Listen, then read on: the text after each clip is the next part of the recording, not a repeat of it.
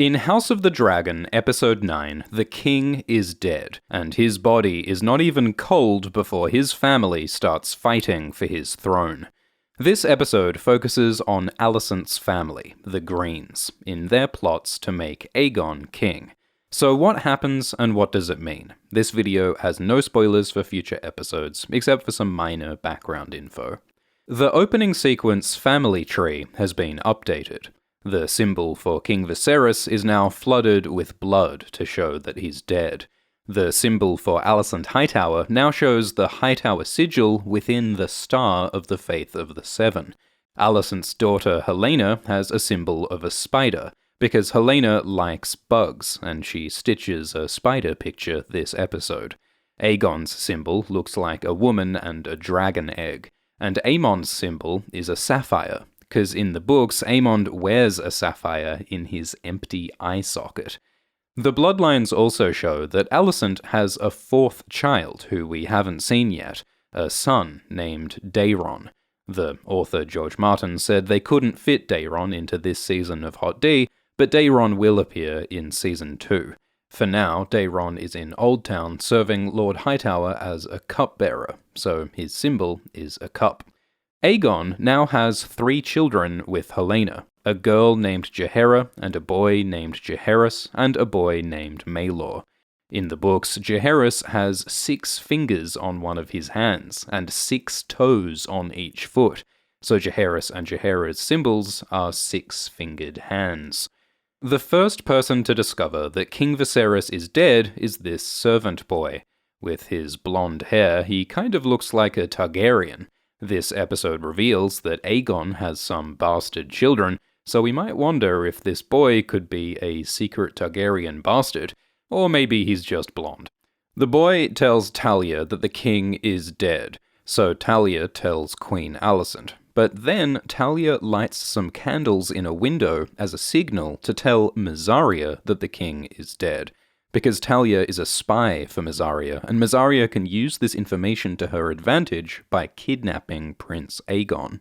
Alicent believes that Viserys wanted their son Aegon to be king, and that's not true. Alicent misunderstood Viserys' words, but she believes that this is her husband's dying wish. We see Alicent's grief for Viserys. This is deeply personal for her. But at council, Alicent sees that Otto, Tyland, and Jasper don't care about Viserys' wishes, because they were already plotting to crown Aegon, secretly scheming behind Alicent's back. They plan to make the City Watch loyal to them. They'll move the crown's gold for safekeeping. They plan alliances with the Tullys, Tyrells, and Baratheons, and they don't include Alicent in their plans. Alicent had thought that as the queen, they respected her enough to include her, but apparently not. Alicent learns that Otto plans to kill Rhaenyra, so that Rhaenyra can't challenge Aegon, and Alicent is outraged. For all her disagreements with Rhaenyra, she doesn't want Rhaenyra murdered. She wants to honor her dead husband's wishes. So Alicent and Otto both want Aegon to be king, but while Otto is willing to murder, Alicent wants a peaceful transition.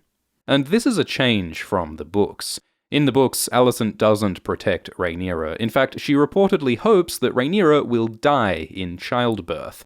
The show makes Alicent more peaceful and sympathetic. The books also include more specific arguments over the succession. Like, Otto says that they can't let Rhaenyra be queen because she's married to Daemon, and Daemon would be a terrible, cruel, murderous king consort. Jasper says that Aegon should be king because of the succession laws that put men before women, and because the Harrenhal Council chose the male Viserys over the female Rhaenys. While Criston says that Rhaenyra should not rule because she's a slut who will make the Red Keep a big slutty brothel. Criston is still really butthurt about being rejected by Rhaenyra. The only one to stand up for Rhaenyra is Lyman Beesbury. Lyman often seemed to be a weak and irrelevant old man, but he refuses to go along with this coup.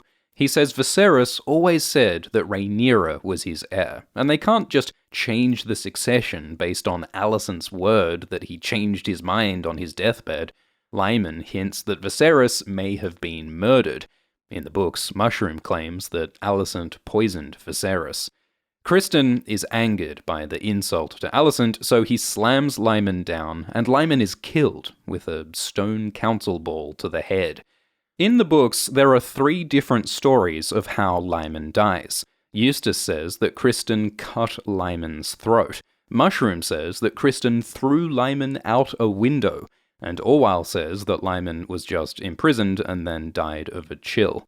The book Fire and Blood plays with unreliable narration, rumour and bias twisting the truth. Orwell is one of the historical sources for this part of the book, and Orwell sometimes lies to make himself look good. Harold says that Criston should be removed from the Kingsguard for murdering Lyman, just as Criston previously murdered Joffrey Lonmouth. But Alicent again protects Criston because he's useful to her. The Kingsguard are meant to be a sacred brotherhood of noble knights, not murderers helping to steal the throne, so Harold is outraged that the Kingsguard are being corrupted by politics. Otto tells Harold to go and arrest Rhaenyra, but Harold was Rhaenyra's friend and protector since she was a kid. He won't give her up to the Greens to be murdered. He doesn't accept their authority, because he's sworn to serve the king, and there is no king. So Harold removes his cloak and leaves, kind of like when Barristan leaves in Game of Thrones. Maybe Harold will turn up again later to support a different ruler, like Barristan does. The Greens are ready to make Aegon the new king, but Aegon is missing, so Alicent and Otto race to find him. Alicent hopes that if she finds Aegon first, she'll be able to influence Aegon, to make sure that the succession happens peacefully, without hurting Rhaenyra. She could even get Aegon to remove Otto as Hand of the King, or to hold Aegon hostage if necessary. As Renly says in Game of Thrones, he who holds the king holds the kingdom. In the books, Tyrion and Cersei both try to capture Tommen for themselves. Sometimes the king is used as a pawn in the Game of Thrones. Otto sends the twins Sir Eric and Sir Aric to find Aegon, while Alicent sends Criston and Aemond.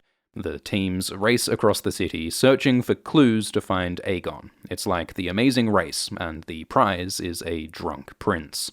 Alicent tells Helena and Aemond that their father Viserys is dead.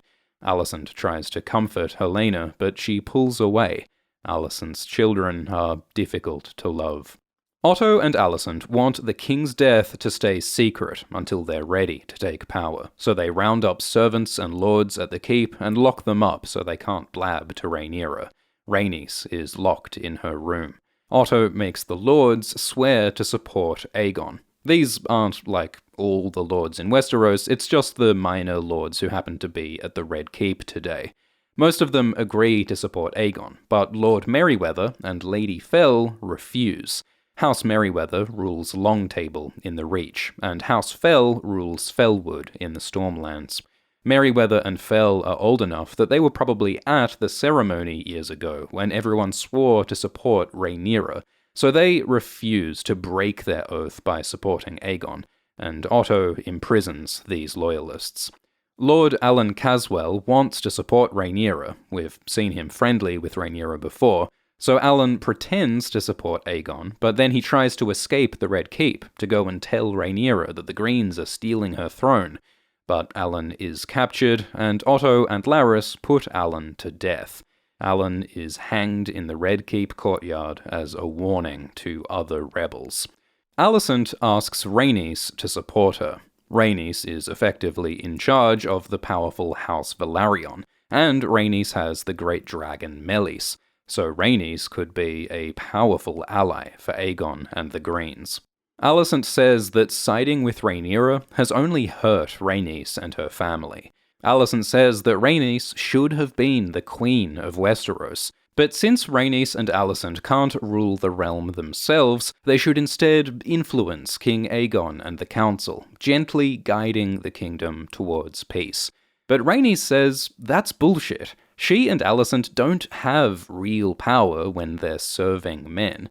Like, Rhaenys told Corlys for years that his ambitions put their children in danger, but Corlys didn't listen, and now their children are dead, and Corlys is near death. Alicent is the queen, yet even she doesn't have power when it matters, like when the men take over the succession and plot murder and war without her. So Rhaenys says that gentle female influence within this patriarchy is just a window in their prison cell. It's an illusion, and the only real power is taking the throne itself. And that's what Rhaenyra wants to do. Unlike Alicent, Rhaenyra has always resisted the rules of sex and gender. She wants to be the first woman on the throne. She said that she'll create a new order. Rhaenys doesn't much believe in Rhaenyra either. She told Rhaenyra that she'll fail to change the system. Rhaenys' actor says that after Rhaenys' own failure to take the throne, she almost wants to believe that the patriarchy can't be touched, that no woman will truly rule Westeros. But Rhaenys is impressed by Alicent's determination and desire for peace. She maybe feels hope, as well as cynicism and resentment, and feels fear that this conflict may cause more death. Criston and Aemond search for Aegon. Aemond wears a hood and Criston wears a hat, as though they're cosplaying Rhaenyra and Daemon in episode 4. They go to a brothel that Aemond and Aegon had visited as teenagers. A woman there recognizes Aemond, and he seems embarrassed. Maybe he lost his virginity to this woman. Maybe he feels ashamed. We don't know much about Aemond's sexuality. But Aegon isn't here, so Aemond says that Aegon could be captured or dead or on a ship to Yi Ti. Yi Ti is a powerful empire in the Far East, inspired by Imperial China. Corlys Velaryon is one of the few Westerosi who have been to Yi Ti on his famous voyages. HBO is developing an animated spin-off show about Yi Ti, called The Golden Empire. Aemond is mad that Aegon gets to be king, when Aegon is an irresponsible arsehole, while Aemond studies hard and trains, so he thinks that he should be king. Aemond claims that he is next in line for the throne, which is not true. Legally, Aegon's children are his heirs, before his brother Aemond, though there is a fan theory that Aemond might actually be the father of Helena's children, that they have a secret incestuous love affair.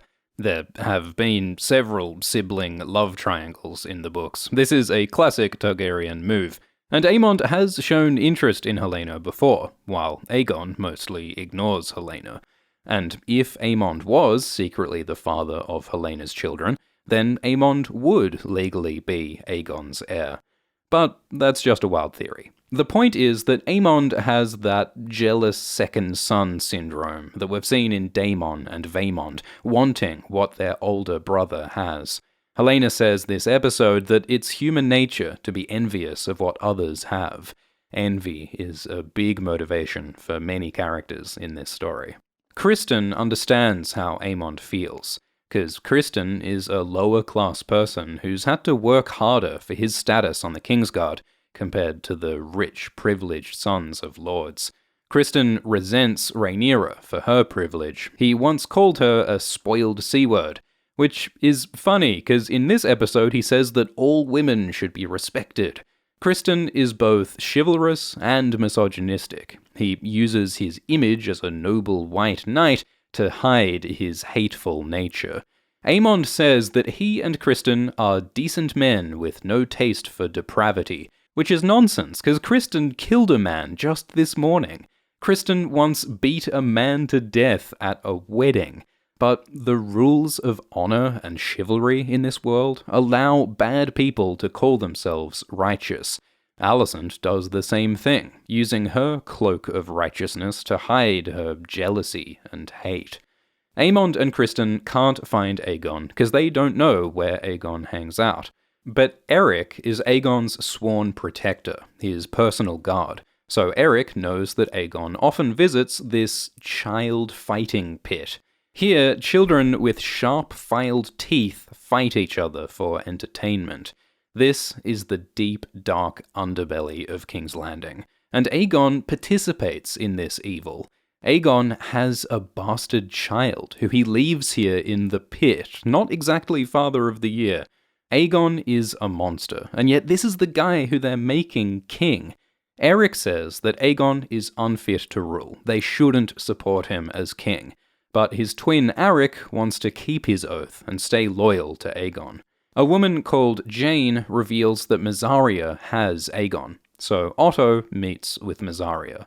Mysaria has worked with Otto before as a spy master, but this is the first time Otto has met the White Worm in person. Mysaria says that she has Aegon hostage, and she could kill him. She'll release Aegon if Otto ends the use of children in the fighting pits. We know that Mysaria was once a slave. We see a scar on Mysaria's neck. We know she has suffered. So Mysaria sympathizes with these exploited children and wants them freed.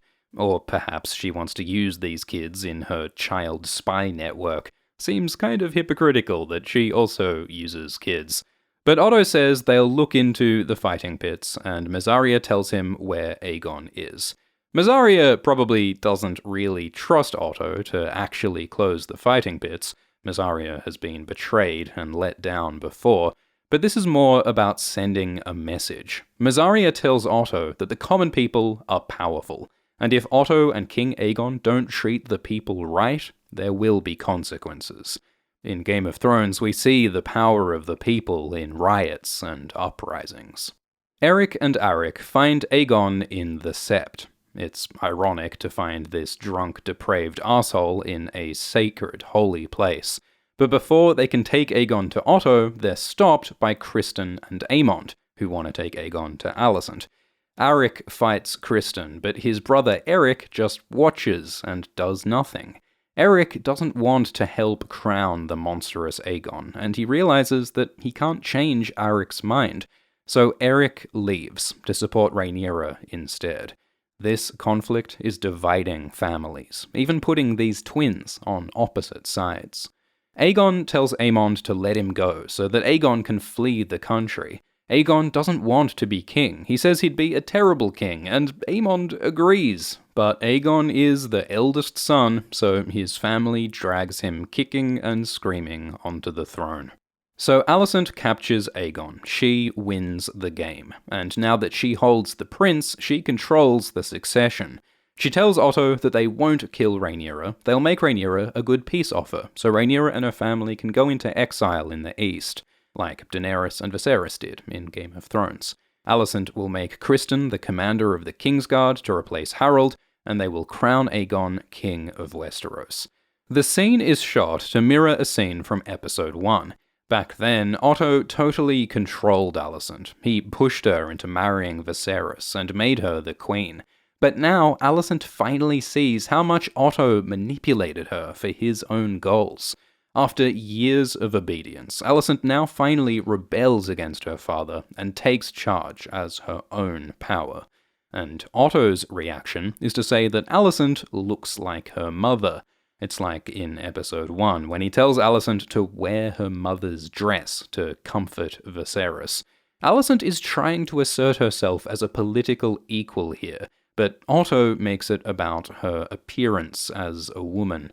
He also says that Alicent's reluctance to kill Rhaenyra is squeamishness, as though Alicent is too delicate a lady to do a murder. Otto doesn't understand that Alicent's mercy is a serious moral and political decision, not a weakness. Like Rhaenyra with Viserys, Alicent is frustrated that her father still sees her as his little girl, not as an equal. Larys finds out that Mysaria has spies in the Red Keep, people like Talia and that blonde kid, and Otto has been allowing this so that he can benefit from the spying. Alicent doesn't trust Mysaria, or Otto at this point, so she asks Larys to kill Mysaria, and Larys sends one of his fireflies to burn Mysaria's house. Last time Larys burned people, Alicent was shocked and horrified, but now she's asking Larys to murder people for her. Alicent is slowly embracing Larys's evil.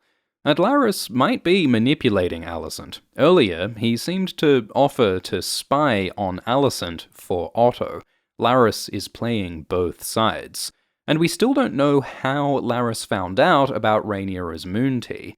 Maybe Larys is actually working with Mysaria and her spies. We don't see if Mazaria dies in that fire. Maybe Larys actually let her go. Larys's true motivations are a mystery. But we do know one thing: he likes feet. As payment for his services, Alicent shows Larys her bare feet for him to masturbate to. This seems to be an ongoing thing. Larys gives her secrets and does murders, so Alicent shows him her feet. Since Larys has a deformed foot himself, it kind of makes sense that he's got a foot thing. And it's not just about sex. Larys enjoys having power over people, making them uncomfortable, like those prisoners previously.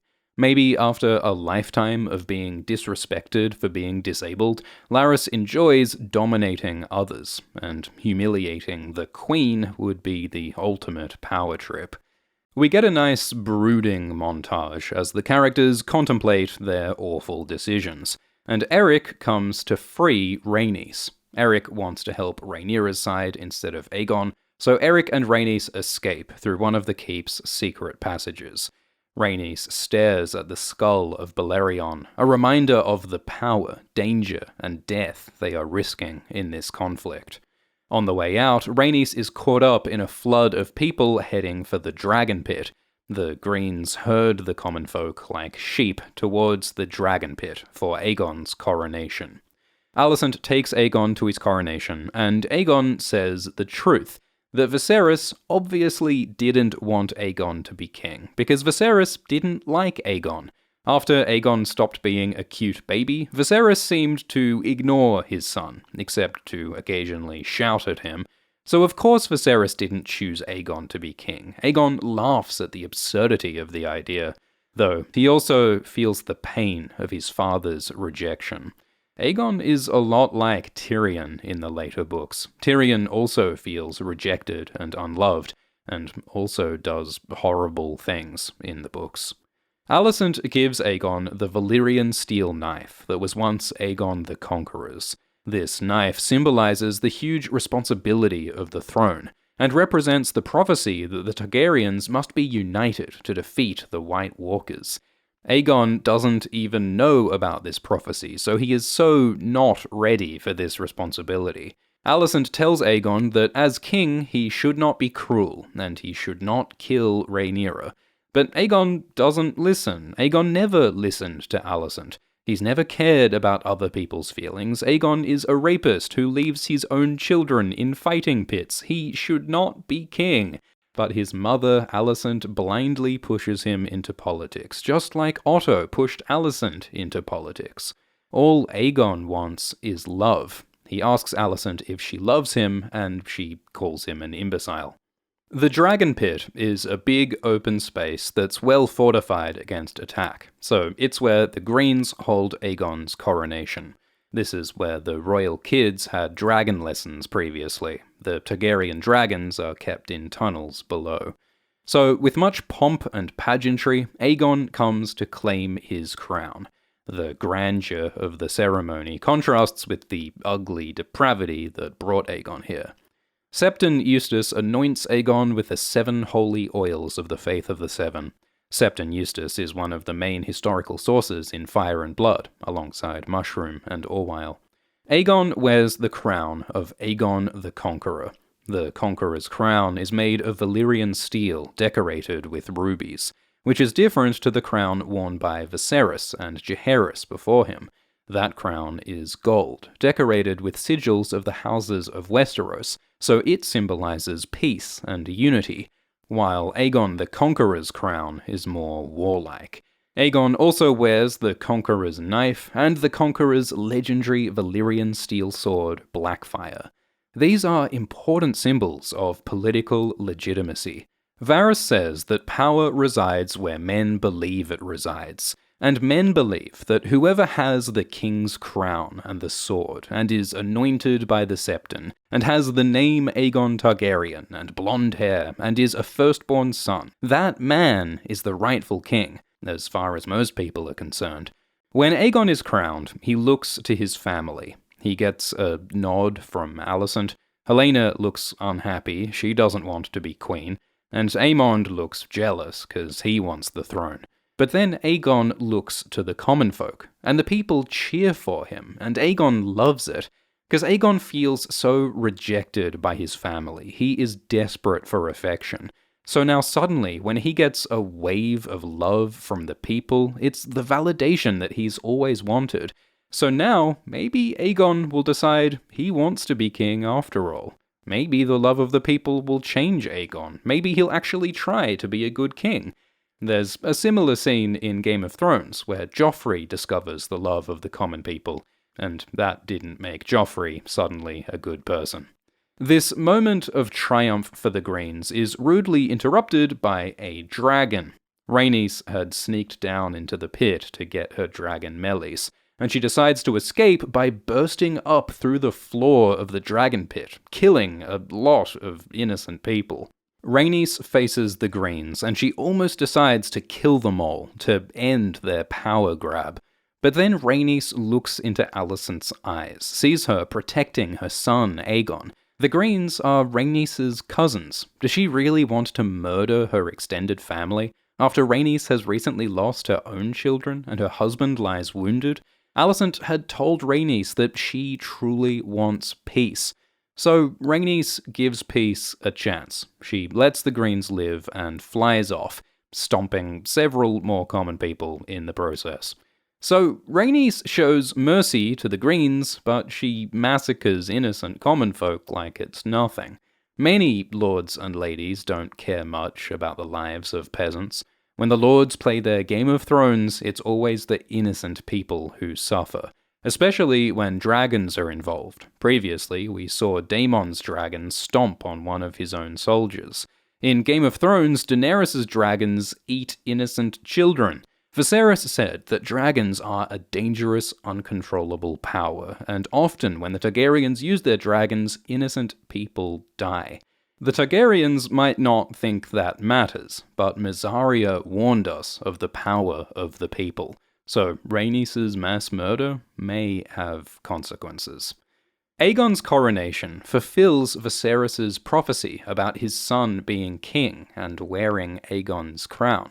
And Melis bursting up through the floor fulfills Helena's prophecy about a beast beneath the boards. But there are deeper meanings to that prophecy, like the beastly Aegon is found beneath an altar in a sept, and beneath the grand ceremony of the coronation is the political corruption of the Greens. Beneath the power of the Targaryen dragons are hidden beasts. Mysaria and Larys are symbolized by worms and fireflies. Spiders and bees and wasps are also mentioned this episode. With their hidden passages and deadly secrets, they too are beasts beneath the boards. Daemon said that everyone is capable of depravity.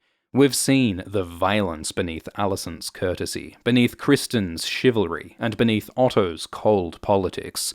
As this conflict gets worse, what other beasts will emerge from below? If you want to know the full story of Hot D, you've got to check out the book, Fire and Blood. There's also the main series of Game of Thrones books, and the World Book, and Dunk and Egg.